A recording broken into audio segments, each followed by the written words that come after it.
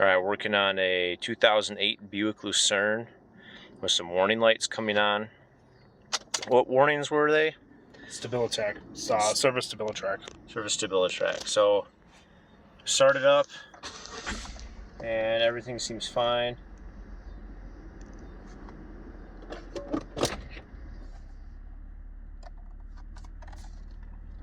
And there it is. And as soon as you start turning the wheel, driving, the warning comes on. Let's pull back up.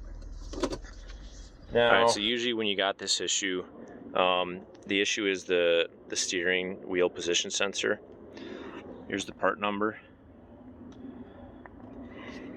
So to test if that's actually the problem, take off your paneling here, and then this is where it plugs in. So the sensor itself is right here. So you gotta squeeze the release and then pull it out. And to test if that's actually the issue, you can just plug this in, plug the new one in, and then just leave it hanging, whatever. In a place where it won't affect your braking. And then start it up and start driving again, and if the warning does not come on, then your old steering position sensor was the issue, and then we got to actually go through the process of putting it in. Alright, so we just hit the road and you can see there's no warnings on, so we still got the new sensor plugged in. Now, you don't want to try to drive this very far because the ABS is going to try to keep you from turning, or the stability control. So if you try to turn, you turn the steering wheel, it's gonna activate the brakes on different wheels to try to keep the car from turning. So don't try to drive with the new sensor like this. And now we're gonna show you how to actually install it properly. All right, so we're underneath the dash. This is where the steering column goes. Connects to the rack and pinion. We're fortunate because there's no bracing that goes underneath the column. So you got to take off the 4 nuts holding the column on. You got to make sure that all this wiring is undone and out of the way, so when it comes down, you're not stressing any of the wires. And then before you do this, make sure the steering wheel is exactly straight. So the wheels are straight, and then you got to undo that bolt there.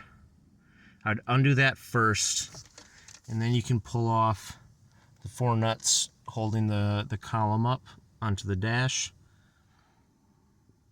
And then we can take the whole assembly out to replace the sensor.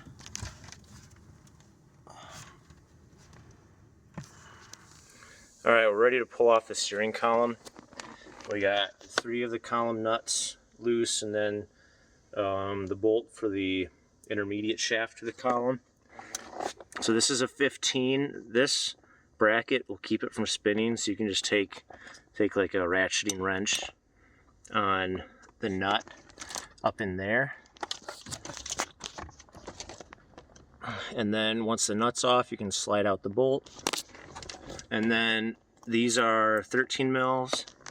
You can see there, from there, there, there. And now before you actually pull the column out, make sure that these wires are dangling.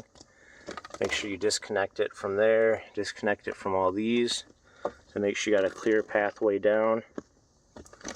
So I got one more nut to finish taking loose.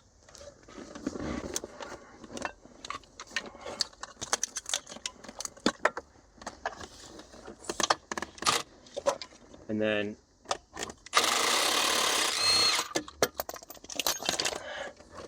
this should come down.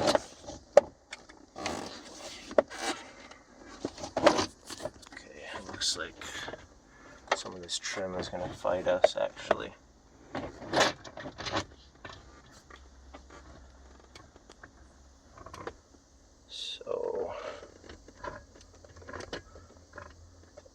Alright, so we're going to take off either this or this, and then resume the video. Alright, so we unclipped this, just kind of pulled it off the back. It clips right on, and then we can drop it all the way, slip that off, and then it should slide right off. And now you want to make sure you don't spin the wheel. If you spin the wheel relative to this, you break your clock spring. You don't want to do that. So make sure your wheel stays, like it can move a little bit, but make sure you don't move it a full 360. Because once you put it back on and then turn to a full lock, then you're gonna be fixing more stuff. All right, so once you got the column out, this just kind of clips on. You can pull it off. If you need to put a pick behind it, you can.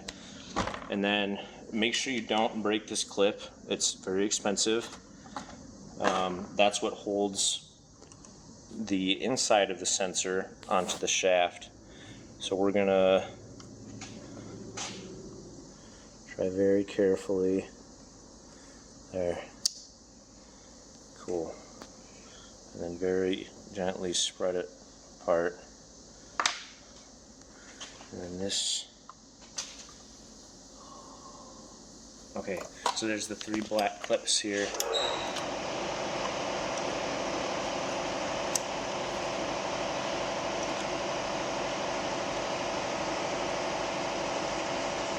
Wiggle it back and forth. And now remember the orientation.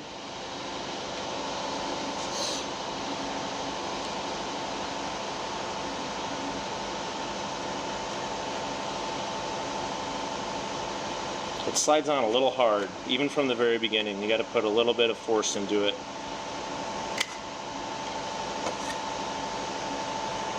Put this on the exact same orientation.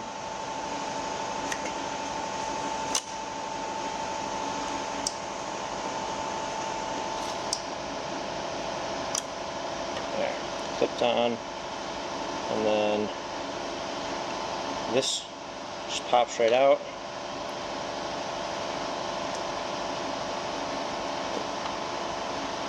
And you are going to need to make sure this is centered between the 2 flats. It's a little bit off right now. The camera might make that hard to see, but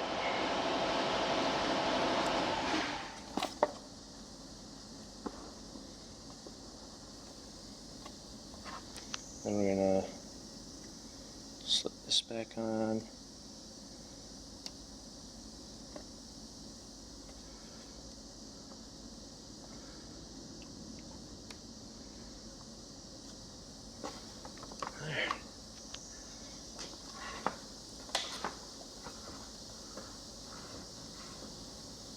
Should plug right in right here.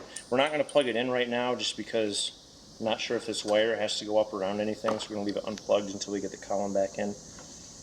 Let the new ones in now, and pretty much just install everything the opposite way you uninstalled it, and make sure you don't turn the steering wheel all the way around. Alright, so when you put the steering column back in place, the intermediate shaft, the piece in the clear tube, actually can retract down into the body. It kind of slides in and out. So what I do is I went in with my pick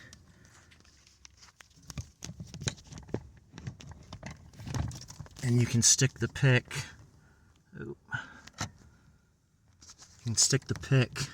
into the hole of the intermediate shaft. Oh, this is a pain.